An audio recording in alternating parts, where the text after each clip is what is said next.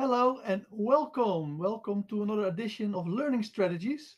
And today we're going to learn how to praise, probably how to praise children, but also how to praise other people because praising people is good. We like to praise people. But we are going to do that with the one and only Kate Benson. Let me praise Kate Benson. She's a wonderful teacher, a wonderful person. She's a great human being. She is the utmost expert on NLP, neuro-linguistic programming, and children. She is the one and only person to go to if you want to learn more about learning strategies. So let's get her on the stream. Hello, Kate. Good morning, Joost. How are you? Oh, good afternoon, Joost. How are you? Yes, I'm doing great. Haven't seen you for a few weeks. Exactly. It's been a long, long time. Mm. And I've spent How's it been? How did your course go? Well, I always am questioning how is it that professors are complaining about teaching students. And I go, oh, this would be so nice to teach students. And now I've taught students for 2 weeks at a few university. And now I remember why professors hate it, because it costs so much energy. They are like sponges. They just sit there passively going, and just take in and they learned they did amazing things because we did a lot of football. We went to a football club, or that twice actually, to matches, and they got to do a presentation to one of the decision makers at the football club, and they did great. So they learn a lot, very intelligent people, but you don't get much from them during the teaching. So I thought it was very Ah, tough to do. Costed lots of energy. so they were learning, but they were very passive in their Yes, responses. Is that right? So they weren't yes. going, "Hey, Joost, you're fantastic. You're amazing. Wow." Well, that's not exactly what I was looking for, but I was expecting more discussions, disagreements. Yes, it's basically, well, normally a training program is more of a dialogue between you as a trainer and the group, and this was all a monologue. But fortunately, I did lots of teaching excellence stuff because we got Good. guest lecturers who were coming in, people who were working professionally within football clubs, and then we interviewed them. So that was, and they went to a match, and they went to a training, closed door training. And we were still allowed in. Even got to chat with the head coach of the team, and they did presentations. So they did lots of stuff and we did dry runs, general practice presentations. So I got through it thanks to teaching excellence, but my God, students are passive energy suckers. Well, but you see, it's partly to do with what we're going to talk about today, because although this is about praise, it's actually about creating the right mindset. So, Carol Dweck, who talks about, which is the work we're going to talk about a bit more today, is actually talking about what sort of mindset we create. And of course, what you've got with that group of students in front of you is a group of students whose mindset is that learning is about, I come in and I sit and I do my absolute best. This is a good student to absorb everything that I am being told and said in whatever format it comes in, whether I like the way it's presented, whether I like being lectured, whether I like whatever it is I'm given. My job is to passively absorb it. Yes. And of course, that's a secondary school mindset, which is basically sit down, shut up, and listen to me. And what you have to say has little consequence. So they've had 6 years of that. Well, 5, 6 years, 7 years of that. Something between 5 and 7 years of that. So when you get them, you only have them for 2 weeks. So you have a choice. Do you spend your time and precious time with them breaking the mindset, or do you go along with the mindset and make the best of it and make it as interesting as you can for them? And I guess that's what you did. You said, well, I've got 2 weeks, so I've got to just throw everything I can at it because I haven't got the opportunity to change the mindset massively. Yes. What's Jane's asking is a question, I think.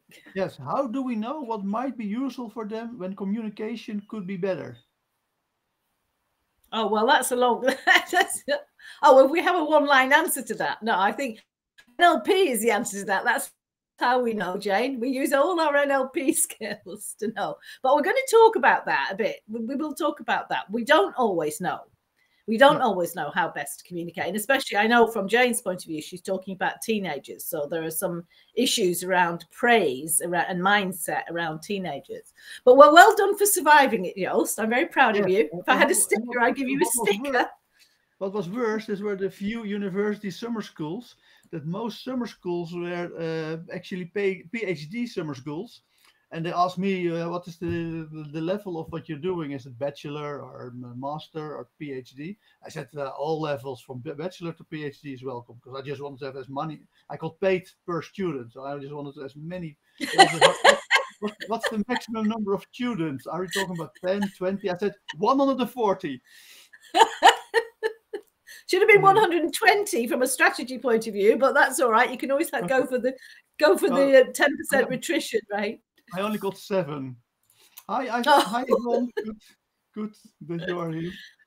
But well, and 7 is a difficult number in terms of, we haven't talked about this in terms of trainers, but maybe we'll do a session for trainers one day. But 7 is a tricky number. 6 for me, 6 is if I have a group of 6 and I essentially run a coaching session. Right. So the methodology that I will use will be a coaching methodology. Between 6 and 12 is very tricky, because that's the shift between a coaching methodology and a training or teaching methodology, which really kicks in at 10 to 12. So when you've got between 6 and 10, it's a difficult number to manage. And unfortunately, we're having a lot of groups that sort of size these days at the moment, until things build up. So yeah, it's very hard. The energy level is not high enough. Yes. Now, but also they didn't want to be trained. So I'm a trainer. I'm not a teacher. And so I came in to train them. And they said, well, they did not literally say that. But of course, in their reaction was, no, you're the teacher. We're the student. You should teach us. Don't train us. Well, then we could have a big debate. We could have a big debate about the meaning of those 2 words. Because, I one of the things that is probably the most misunderstood is what is the nature of teaching. And the majority of people who are not educators think that teaching, and some people think training too, is explaining. Right. And they are not the same thing. Explaining it is a part of, it's a skill you use, a strategy you use as part of teaching, but it's only one piece. So I guess what you're saying is that their mindset was, you stand up there and explain everything to us. Yes, they just and we'll take notes, so we won't have to put any energy into the interchange. No, and they just wanted to have conscious knowledge. So it was how to apply science to football. They wanted to know, okay, what is the science? How do I apply it to football?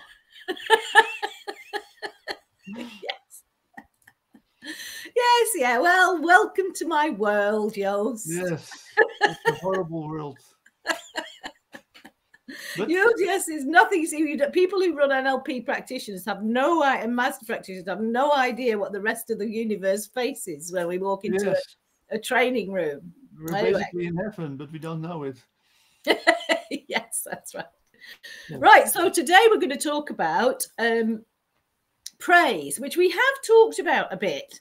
I can't really remember which bits we talked about, which bits we didn't. I was trying to sort of remember where we'd got to, but so I suppose a recap is quite useful, because there might be people who are here who so Jane's like, are we running facilitation of wellbeing? How is this useful? Is this useful? Of course. Yeah, of course it is, Jane. Of course. Everything we do is useful. And well-being, actually, it's very important, because the whole thing about mindset is important to well-being. Yes. So if you're involved in well-being of any description, It's not just about teaching and learning. Most of this work that we're going to talk about today is really focused on parents originally, not teachers, but it's equally valid. I'm going to change my ways next time. I already signed a contract for 3 years with a few universities to do it each summer. So next time I'm going to start with a story about my experience with a master class in directing, or the classical music. It's director, right? Yeah. Directing, conducting. Conducting, yeah, that's what it. Conductor. So we were having a master class by Maris Jansson, one of the best, if not the best, who ever lived. He's already died, unfortunately. But then they were playing with. This was a master class how to learn to play with top orchestras. So they had one of the best Dutch orchestra, which is either the best or the top 3 orchestra, depending on the year. And there was a lady was doing the conducting, and he was explaining, you tend to do like movement like this, and well, when we really wanted to have like this, it was like a very small different hand gesture. And then she said, okay, go again, and when she did it again, she did it the wrong way around.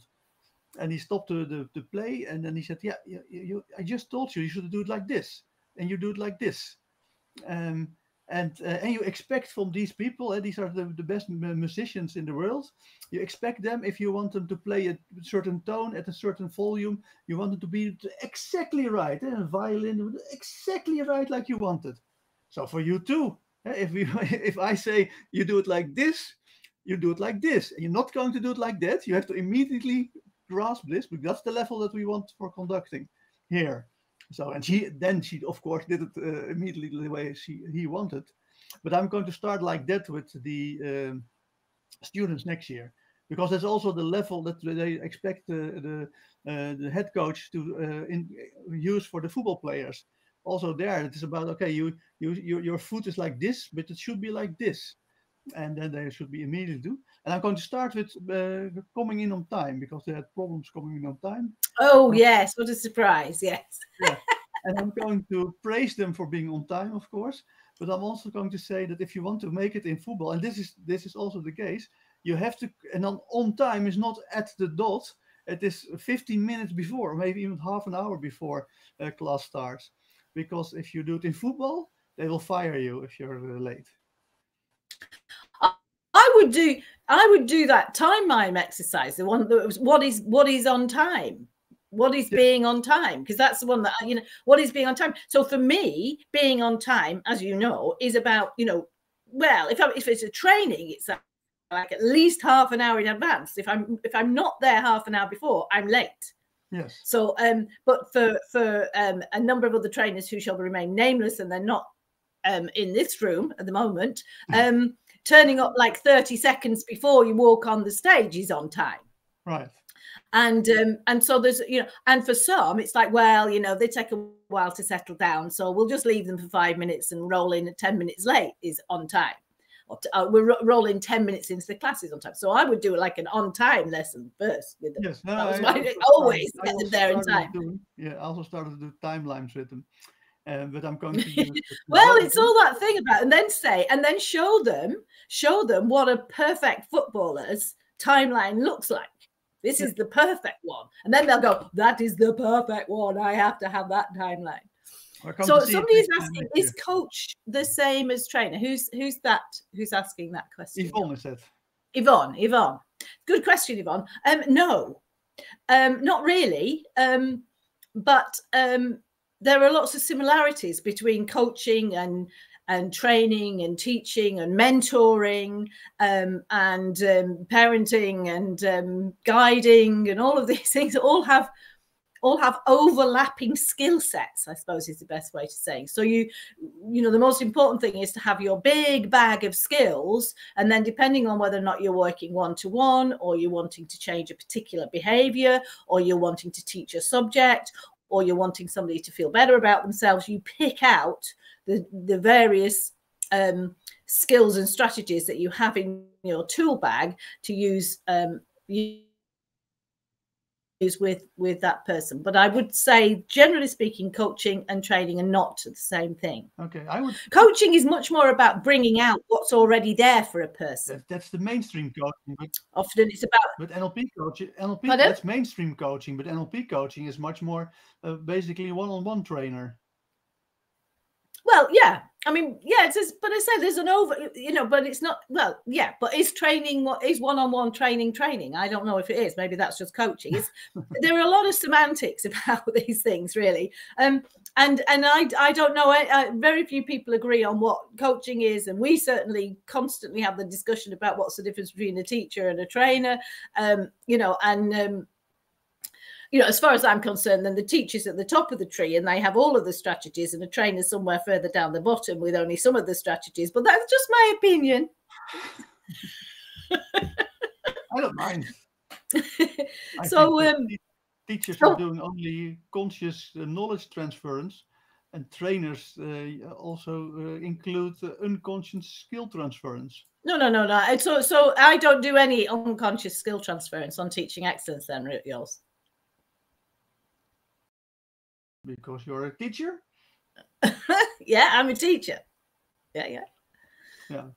So no, I don't think that's the case at all. I think trainers have an agenda, which is my thing is that the training is about training something.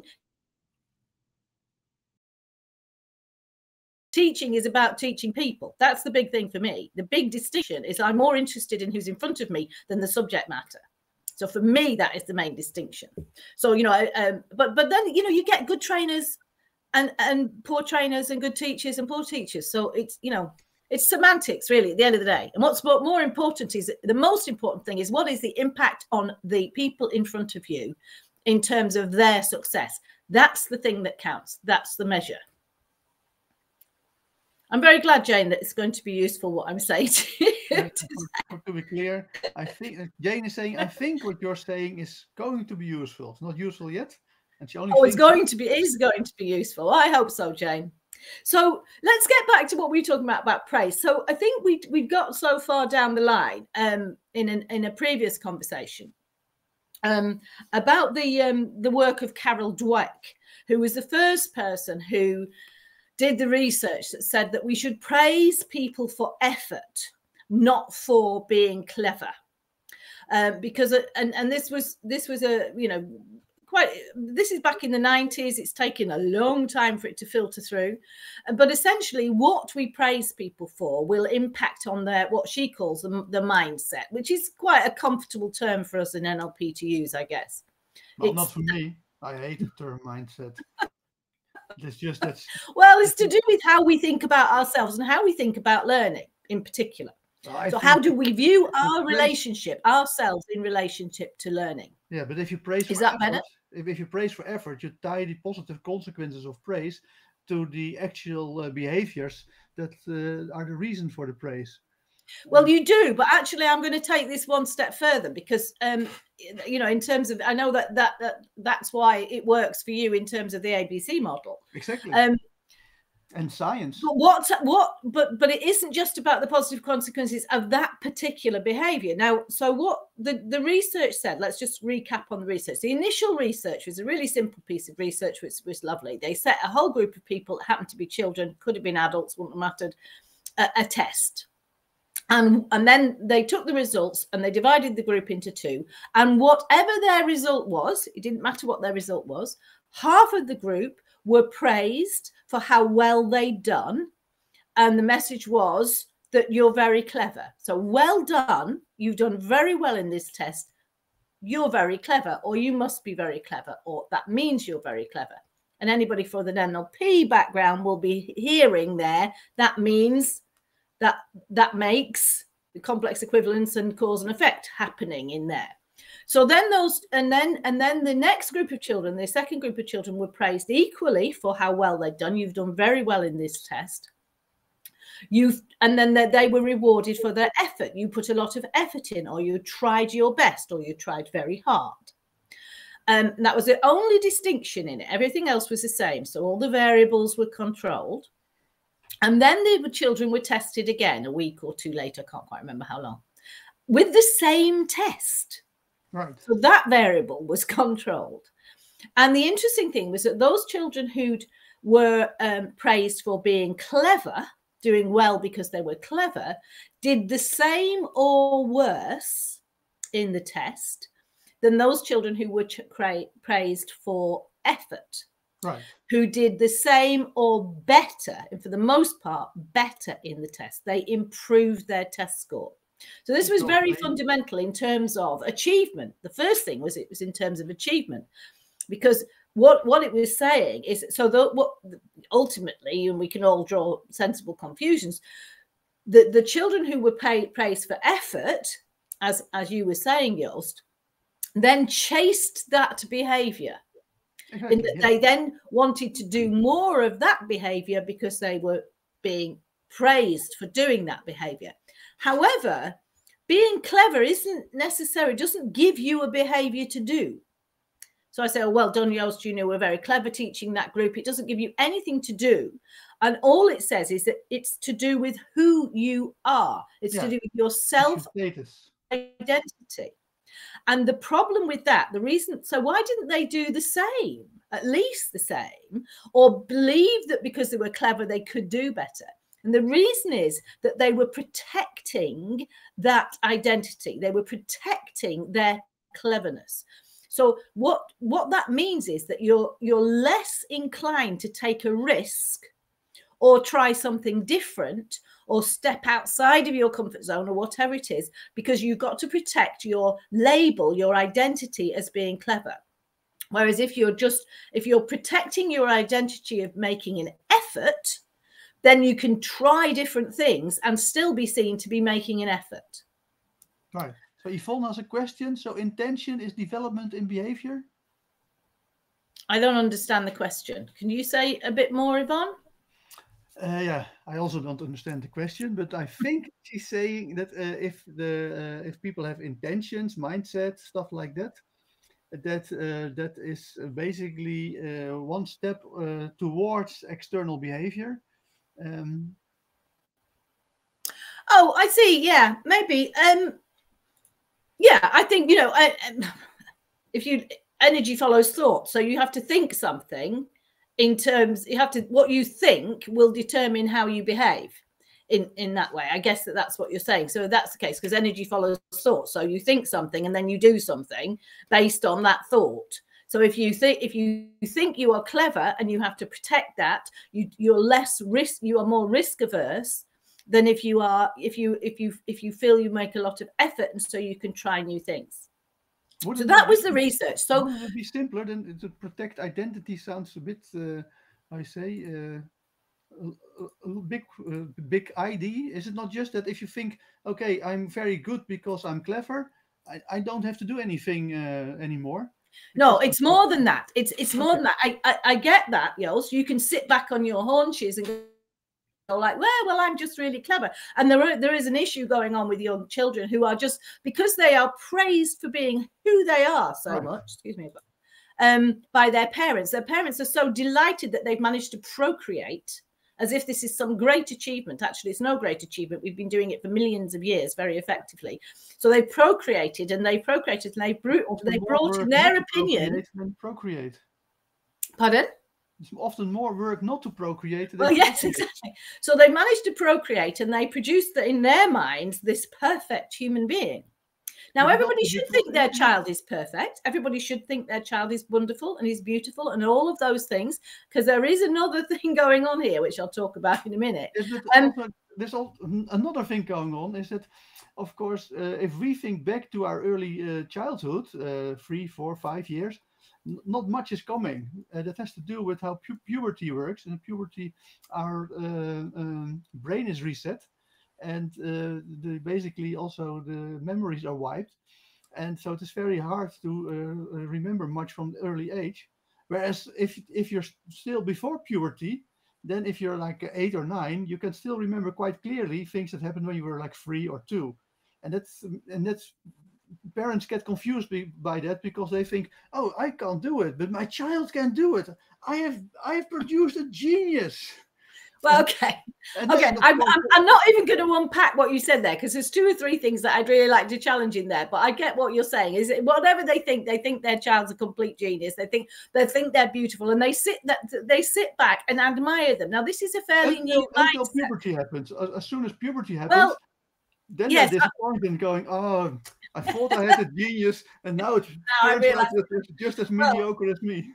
I would, if we were doing a different session, I would be disputing some of the things about not being able to remember and wiping stuff. Actually, it's very important what you do between up to 12 with your children, because it's banking behavior for later. Yes. And you don't forget it all. You actually make use of it, but there is pruning goes on. But I'm not going to go there, because that's not the subject for today. So I get what you said. Anyway, these parents think that, but you see, they didn't used to think this is a new phenomenon. Parents didn't used to think this about their children. You just sort of fed them a bit, and you chucked them out to play, and people didn't really pay a lot of attention to their children. It was just something you did. You had children, they were around. They were a bit of a nuisance sometimes. They were quite sweet sometimes, but they were just people.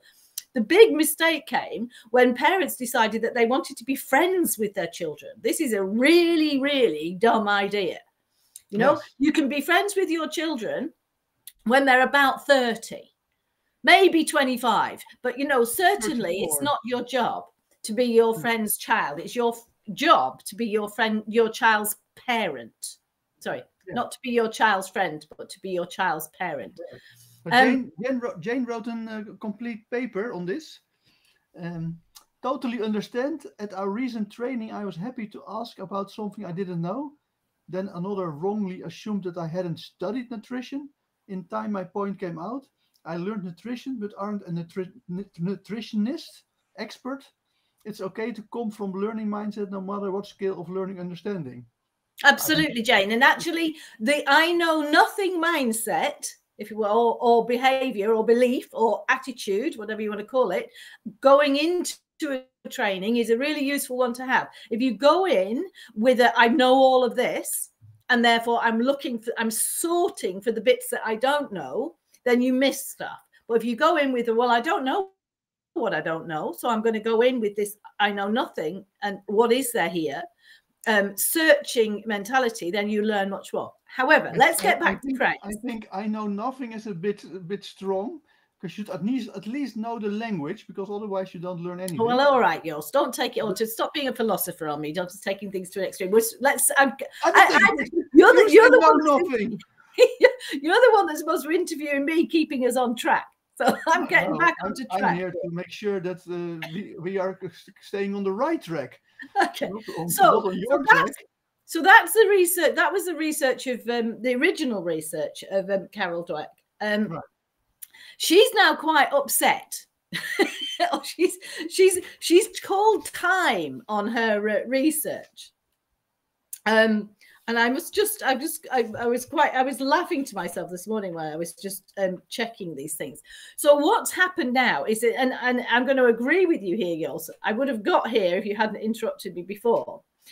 This idea of the growth mindset, she's now really unhappy with, because everybody's walking around. It's one of those shorthand things it's become now. Everybody's walking around, teachers and parents or whatever, saying, we need to develop a growth mindset in our children, right. Or I have a growth mindset, or my child has a growth mindset, without it really meaning anything. So what she's discovered, yeah, it's exactly the same. And it's quite interesting because I was interested as to why Carol Dweck came to do this piece of research. And actually, our histories say it all, really. Our backgrounds and our histories say it all. She was in her class at school. They were put in their seats according to IQ. Good. So the child with the highest IQ sat at the front there, and the next and the next and the next and the next. The highest IQ should be in the back. Well, you would have thought so. Anyway, whatever they were all set according to their IQ. So you can imagine that those children with the highest IQs were desperately maintaining their cleverness, wanting to protect their cleverness. Right. And so they wouldn't take any risks at all. And it was during her research that so it became a complete revelation to her. There was a different way of thinking. And she had to work hard to change her thinking in it, so that she could develop this attitude and approach to learning, which was healthier. So she then got really fed up with this growth mindset, and I got a lovely quote here, which I really liked. Teachers say they have a growth mindset because not to have one would be silly, but then they fail to teach in such a way that kids can actually develop such techniques, such mindsets. They fail to develop what she calls growth mindset muscles, which pushes it all back into this internal behavior thing. Yeah. It was never just effort in the abstract. Some educators are using it as a consolation prize, saying things like, I can tell my kids to try hard, or you can do anything if you try. So that's become the cry. Well, you do, just try hard, try your best, do your best, rather than giving them a set of skills or behaviors that enable them to achieve more and to be more successful. Strategies. You have to tie the praise to the concrete external and internal behaviors, and not to abstract constructions like intelligence or growth mindset. Yeah, that's right. But it's also quite careful how you do that. So you need to be picking up what they're not doing as well as what they are doing, and still praising for the effort. Yes. So say that the child should have learned like 10 hours for the test, but they only learned 1 hour, and for that reason they got a 6 on the scale from 1 to 10. I now have to grade my students as well. It's also going back to the Middle Ages, that I have to give them numbers. But you say, okay, yeah, well, you have gotten 6. That is given that you only did an hour. That's quite good. Of course, if you did 10 hours of study, then you might have got an 8 or a 9. But yeah, you only studied 1 hour, got a 6. So per minute spent on learning, that's actually quite good. Yeah, imagine what you'd have done otherwise. Yeah, absolutely. So the interesting thing is, she says when people say just try hard or do your best, or you can do anything, she says actually that's nagging. I quite like that. She said it's just nagging. So we're back to nagging our students and nagging our children, rather than actually in behavioral analysis, we have 4 things that are wrong, and that is one is values. Values are wrong. You should discuss the behaviors that exhibit the values. Generalities. So if you say try harder, yeah, that is just too general. Attitudes. You say, okay, yeah, you had a good mindset. Yes, an attitude or status. Yeah, you are a very intelligent person. All those things do not connect to concrete specific behaviors. And that makes it sounds really nice if you talk about values, general stuff like try harder and attitudes and status, but it messes up the brain of the person listening to you. Yeah. So we need, you're absolutely right. So we need to tie what the person is doing to the praise. Exactly. And the right things that they're doing to the praise, without necessarily praising the wrong things. So when you come to teenagers, this gets quite complicated, because being in the room, like, as you said, turning up on time is that's like quite basic, but that might be all you can praise them for. Yeah. But then that needs to be tied to what happens when you come. So one of the things that praise is, you can praise in a lot of different ways. So one of the things that I do, for example, is I make sure that what happens in the first 10 minutes is the most exciting and crucial to the lesson. Right. Because then they learn really quickly. So, what you then do is, the first time when they all drift in late, you say, well, okay, because you missed the most exciting and crucial bit at the beginning, I am going to now repeat this at the end. This time. However, I want you to know this is the only time I'm going to do this. So if you want to get this crucial, exciting, and most important bit of the lesson, then arrive 10 minutes before to get a good seat or whatever, and then you'll have this. Yeah. So you know, Threatening often people, it's about taking it away. whenever we complain about behaviors of a particular students, we need to look at what we can do to counteract that behavior, to get the sort of behavior that we want from them, that's more useful and helpful for, not for us, but for them, that's helpful for the learning. So, Exactly. so we need to. One moment, because I thought, so if you want to tie praise to very specific external and internal behaviors, then you also need to have skills to be that specific. That's why I think neurolinguistic programming is such a big help, because the meta model actually allows you to, when you learn it correctly, to be very specific and to be very exact and detailed in your the way you communicate. And of course, praise is often just better to use Milton model, because you want to hypnotize people also with it. But you have to combine the both. You have to be able very specific. This is the behavior that we actually want you to do, or that you actually did, and then a bit of hypnosis of how wonderful it was and how much better you're going to be if you repeat it in the future.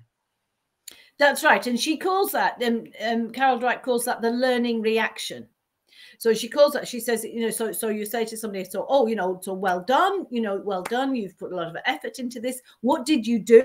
It's a very, you know, very meta model. What did you do precisely? And and how, you know, how did you do it? What did you do? Where did you, all those questions. And then what can you do next? So it's always, what can you do next? So that's great. What's next?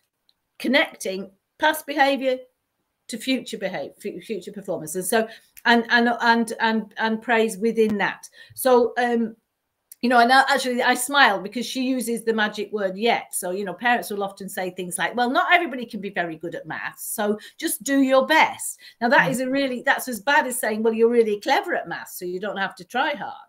It's the opposite of that, but it has the same effect. I don't have to do very much, or I'm just the way I am. Whereas, you know, and she says, you know, maybe maths is not one of your strong subjects yet. Right. You know, however, you know, when we use these strategies, when we try these different ways, maybe you get better and better at maths, or you will get better and better at maths. Right. So, you know, so those sorts of, as you say, the using a combination of the Milton patterns, like the more, along with this precise. So we use the meta model to drill down into the behavior that worked, and the Milton model to sort of generalize or generate that learning, make it what's the word I'm looking for? Generative. That's what I'm looking for. Completely eluded me for a moment, that word though. Generative. So that's how we make that, how we take the specific to the general and make the learning more generative. Yes. So, you know, and she also says, which is quite interesting for people, is that she had made an assumption that people who had that, what she calls the mindset, or was called the mindset, those behaviors in themselves, that they had the right, you know, if you want, you know, the word that I always want to bring this up because it comes up so often, self-esteem. People talk about self-esteem like it's a thing, like, you know, I have a bucket and I can throw it over you, and we know that it's not. You know, right. Richard says, and I love his definition of self-esteem. Self-esteem builds by doing the right thing for the right reasons, and feeling good about that because you've done the right things for the right reasons. So she sort of looked at parents who already had a good, you know, positive attitude to this, had an expectation that they would somehow spread that naturally to their children, but they didn't. They needed to be taught to do it as well. Right. But they also looked at how parents praised their babies even before they could talk. And that was actually crucial to how, you know, at 1, 2, and 3 years old, that was crucial to how that child would go on to have a positive attitude about their own effort and learning. Now, but it doesn't mean you can't put it right afterwards, because you always can. I've changed people's, what you would call people's mindsets or people's beliefs about themselves when they're 65. Right. You know, through learning. Pardon? I had to set, my oldest is a 78-year nun. 78-year-old, that's a good one. I'm going to make a good picture. But can I give you my never too late? My alternative viewpoint on self-esteem? That's just a big word, and of course it is a normalization. but the brain basically has lots of information about yourself, but that will be in the form of feelings. So you have the way you feel about yourself. If you don't feel good about yourself, if you don't feel love for yourself, yeah, then you are generating the wrong feelings for yourself. So, but the NLP can change that. The way, kind of image that you make about yourself. If you have some dark, small image that stands far away, it's probably not that positive and could be more positive. The ideas that you have about yourself, what your inner self talk to yourself. And my favorites are your self smell and your self taste, although those are probably very unconscious. I haven't worked with that much. How do you feel about that idea? That's, I think, more a basic NLP way of approaching it. I think it is, and I think that's good. You know, that's how we do thinking. You know, we use the word thinking or feeling, or or belief about something is just shorthand for what we do inside our heads in terms of how we are, and what we do inside our bodies, because the feelings are not in our heads necessarily. So what our feelings are in our heads. There is no feeling outside we our do head. inside our heads and no, there aren't any feelings outside your head. No, shocking revelation. They don't exist out here. No. So yeah, absolutely. You know, it's what we think and what we feel about ourselves, what we imagine about ourselves, what we remember about ourselves in the past, and what we think about what we talk to, how we talk to ourselves about us in the present. And you can see this with, children will externalize this, why they're so easy, because they will literally be sitting there. You give them something to do and you can see immediately what's going on, because there'll be one of them goes like, I'm no good at this. It's the first thing out of their mouth. And that's what they're saying, because they're saying on the outside, they're saying on the inside. Right. So you have the opportunity with children to immediately turn that around. And, my magic word is, yeah, that's right. Well, maybe you're not very good at it yet because we haven't had a go at it before. So let's have a go at this now. And look at it. And last week you did that really well. And currently, but we're going to make sure that you get better at it. That's right. Yeah. You may not be able to do this. My other one, of course, which is my favorite one, is trust me. I know you can't do this yet, but trust me, I've taught hundreds of people to do this, and I know I can teach you. That's another of my favorite ones, because it makes the person relax. They get relaxed feelings because they don't have to worry anymore. I think I can one-up you, because I think don't trust me is even better. No, because in this situation, I'm sure there's a different context where that would work, but in this context, actually there are times when you're scared about learning. So if you're getting an aeroplane, Joost, and you've never been in an aeroplane pilot seat, and the guy gets in next to you, or the woman gets in next to you and says, do you know what, I haven't a clue what I'm doing, don't trust me, whatever you do, just trust yourself. Well, I'd be out there like a shot. I wouldn't even be staying there. Trust me. It is okay. You're stuck at it, and I say, don't trust me, because I have helped hundreds of people overcome this. But there are always a couple of people who are not going to learn it, and you are probably thinking that is one of me, and I'm more than happy to spend time to check and see whether that is the case or not. Oh, that's very long-winded. You need to be more elegant in shorten your sentences on that one. Just trust me. I've taught people to do this. Is much quicker. If you had 45 people in front of you and you had to deal with each one of them, you'd have to find shorthand ways of doing that. And that's one of mine, is my shorthand trust me label. It's like you spend too long explaining to each individual. You just got to get the shift fast. No, I don't trust you.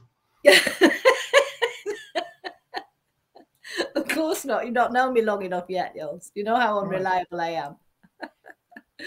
So the other thing that I wanted to sort of mention, which so I think we've sort of explored this whole thing about why praise needs to be about effort, but it also needs to be really quite specific and not just well done, you tried your best stuff. Right. That doesn't get. I mean, it was quite interesting just in terms of this whole thing about praise and feeling good and good feelings. You may not have noticed, but some people might have, that the England Lionesses won the European Cup.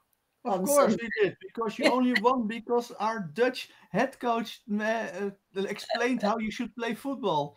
Yeah, I was waiting for that, but when it was like... Of course we noticed. So our girls, our ladies... Yeah.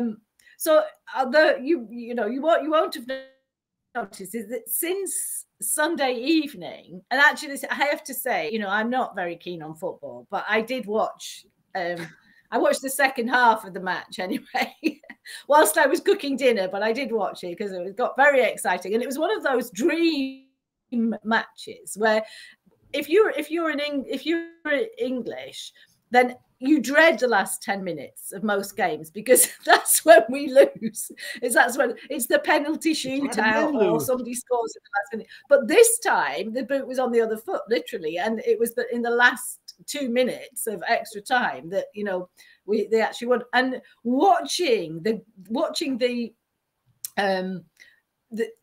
way the sort of the endorphins and you know, the serotonin and the dopamine like poured out of these young women, and the crowd and everything was really quite fascinating. And you would think that nothing has happened in the world since Sunday. So they were like, it was like England's won the European Cup. The Lionesses have won the and then it was, oh, by the way, they just shot the Al Qaeda guy, and you know, by drone. And then it was, oh, by the way, you know, this, but it was, and then we'll just get back to the match and we'll get back to seeing the celebrations. And it's just been, it's like 48 hours full of, you know, how good can we make people feel, which, you know, how well they've done. But it's really interesting because they've had a lot of coaches on.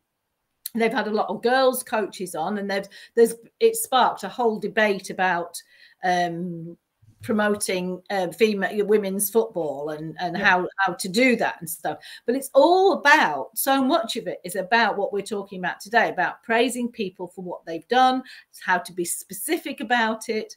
And there was a lovely example where some reporter went to Blackburn, where there are 3 of the girls who played in the team were coached from this girls football thing. And the reporter kicked a football at the goal as part of their, you know, presentation, and the coach came over and corrected her about which part of her foot to use for, you know, and she was like, accuracy at the side, laces for speed or laces for impact or something like that. So she was even correcting her there, and it was really good the way you were seeing them praising these girls for overcoming so many obstacles and keeping trying and keeping going and doing the right thing at the right time and all of those things. And so it's been, actually, if anybody's tuned into that from the UK, it's been a really good example of how all this we're talking about praise works. It's not a complete perfect example, because I saw one Tory politician say, just remember, it was England that won, not Scotland, not Wales, not North Ireland. It was England. There's always one. It was England. There's always one. Yeah. And then we've also, well, I could quote another. I'm not going to bring the tone down by saying what one of our potential Tory leaders said about Scotland yesterday. So we'll leave that one. So it's just a really good, you know, you could just sort of pick up on how well that all works. And I also loved, and they were talking about being in the moment. Right. And there was a lovely instant where the girl who scored the last goal, the woman who was being interviewed, but the crowd and the rest of the team started to sing and chant or something, and she just dropped the microphone and ran, because it was more important to be part of that experience than it was to talk about it. Yes, that was another really interesting thing, because it's, you know, that whole thing about to talk about it, she had to slightly disassociate from the experience, and she really didn't want to do that, so she just dropped the microphone and ran back into the associated experience, which I thought was fascinating to watch. Well, it is for football, it's really important to be in the moment. As soon as they start thinking, football goes to shambles. So we're actually using the neurogram model for brain types to see how football players can stay in the moment and get away from the thinking area of the neurogram model. So where do they? All right, okay. So that's another. Depends on the brain type. For instance, for me, if I never played football, but I played volleyball at a reasonable level. Got 1 week in the under 18s. I got even an orange jersey for my 1 week. After 1 week, they said, "Well, you're not good enough." But At least I got the chance. Mm. But I know that if I'm too relaxed, then I just start to my mind starts to wander off. I start to philosophize, and that is not good for sport at the highest level. So you should never relax me. You should always put me a little bit under pressure, not too much, because otherwise I will go and move to another side of the neurogram model. But in your case, you either need you to stress you a lot, and probably if you're playing, if you're not stressed, then you would not probably reach peak performance No, at the no, highest probably not. level of No, sport. I always need to use my use my adrenaline to get Yes, to get to perform really well. Otherwise, I just want to go and lie in a hammock, exactly. which is my default position, in a hammock with a book. But I've never really enjoyed. I have to say, I've never enjoyed sports, and that sort of No, but activity. organizing big seminars is also a top sport. Yeah, that's true. Yeah, And but enjoying them is different from yes, being successful at them isn't the same thing. I did enjoy the last one, the last big one we did in Amsterdam, because you were stressed. yes, I got to do your stress. Yes, you had the stress. I just sort of breezed through. It was very nice. It was a very nice seminar, that one. Okay, so there's a couple of other things I wanted to say about praise before we finish, which was about, you know, about how we have to inoculate against whatever that belief, whatever the behavior and the belief is that the person might be doing. So, you know, for example, if you've got a group of young people, especially adolescents who are together, if you then want to praise one of them in front of the others, they will often reject that praise because it's just, you know, you're singling them out, that, you know, you're making them different, it's embarrassing, it's uncomfortable, and they will often reject it or negate it or do exactly the opposite from what you've just praised them for. So, you know, if they've been quietly working on the way, they'll suddenly get very noisy. So you have to find other ways of doing that, inoculating. So, you know, there are a couple of things that I do, which is one of which is the praise commentary. So adults do this with young children naturally, and then we somehow stop doing it when people get over a certain age. And so a praise commentary is where you're describing, as if it's to another person or to the world, what the child's doing or what the person is doing, and praising them for it. So you might be saying, in the third party person, you might be saying, oh, look, Molly's putting the dolly in the pram. Oh, Dolly likes that. It's very good that Molly's put the dolly in the pram, isn't it? So you're sort of talking to Molly, but you're not. You're talking about her. And that separates it a bit. So with young children, the children just sort of gently absorb all of that. I'm moving in the right direction. I'm doing the right thing. And you can do the same, obviously, with not that little girl tone of voice, to older groups. So you might say, well, I'm really pleased with the way this is going today. You're just generally speaking to the universe. Everybody's arrived on time and they've got the books out. Some of the groups are starting to work on part 2. It's all going fantastically well. So you just generally I call it talking to the ether. Right. You're just sort of talking out there, and it'll just sink in, and people don't have to respond to it. They can take it. And so it bypasses all those conscious things. So that's one of the ways that you can just, you know, especially good with teenagers. What I did with the students. Another one, of course, is pardon? What I did with the students. Say again, actually, huh? Is that what you did with the students? Did you say? No, with the students I did something else. We set up prediction schemes. So we started to predict match results, and they got to name the best player of a team that they saw, and then we just checked later on who was closest to reality. And then the group started to praise that person. Right. Yeah. Well, that's good. And also that's engaging them in getting their brains working, so that it's not all, you know, they're not waiting for you to predict who's going to be the best person.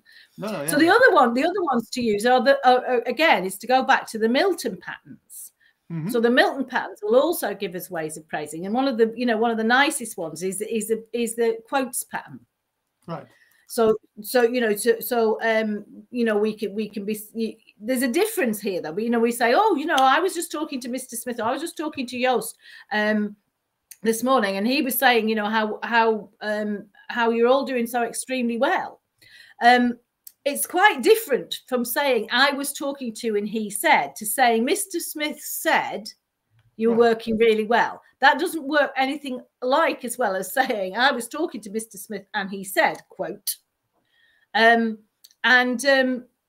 you have to listen for how it impacts on you, you know, and you don't even have to have a Mr. Smith. You can put, you know, you might sort of say, you know, there's a report that says that praise is passed to another person from somebody else is even better than first-hand praise. So that's not, you know, that's not necessarily true. It's just the report says one of my teachers used to use research says. I was like, research says. If you want to get a message in, research says. So we can use some praise. Research says that Kate is the best NLP trainer in the world. Absolutely. So you know, we can look through those Milton patterns and look for how we can utilize them.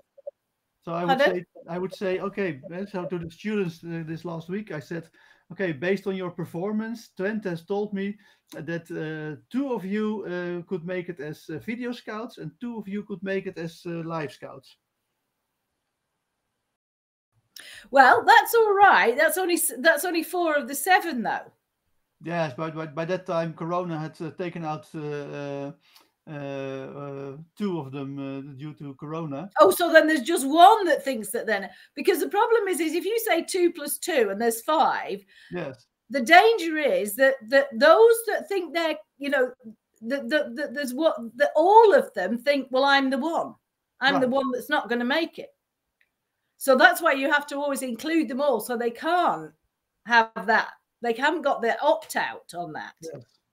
In this case, what you didn't know was that 1 did not want to work for football. Oh, right. Well, fair enough. That's all right. Then as long as you've included those that do, that's all right. Yeah. So that's all I've got to say about praise at the moment. But I just thought, Joost, we ought to be reminding people, because we haven't been doing this recently, that where have I put them down? That we've got an NLP mini conference coming up. Yes. Early September. I wrote down the date somewhere. That's really good advertising, isn't it? I wrote down the dates and I've forgotten. September 17th and September 18th. Oh, 17th and 18th is September.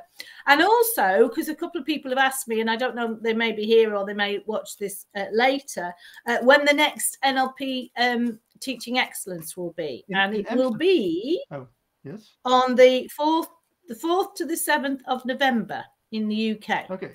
Isle of Wight, the UK, or? Isle of Wight, yes, it'll be in the Isle of Wight. And also, for anybody who's done Teaching Excellence already, who wants to learn, we are launching the new trainers program. So you can learn to teach Teaching Excellence. Good. So those are, and anybody who wants further information, I'd get to just email me. And the details will be on the website this week. Good. That's my plug. Very good plug. There are no questions, I see. So we're going to say thanks to all the listeners and people who watched it, either now or live or in the future. If you want to participate, join us every Tuesday at 1 p.m. Central European Standard Time, and then you can ask your questions. Yvonne says thank you. Well, thank you too, Yvonne. Good to be here. Yvonne. Here. And yes, Kate is coming to Amsterdam in September, 17th, 18th. And that will be another wonderful program where we will be having lots of fun and learn lots of good stuff. For now, we're done. Kate, thank you very much. See you next week. You're welcome. Right. Nice to see you. Bye-bye. Bye for now. Bye. Also, bye-bye. Bye.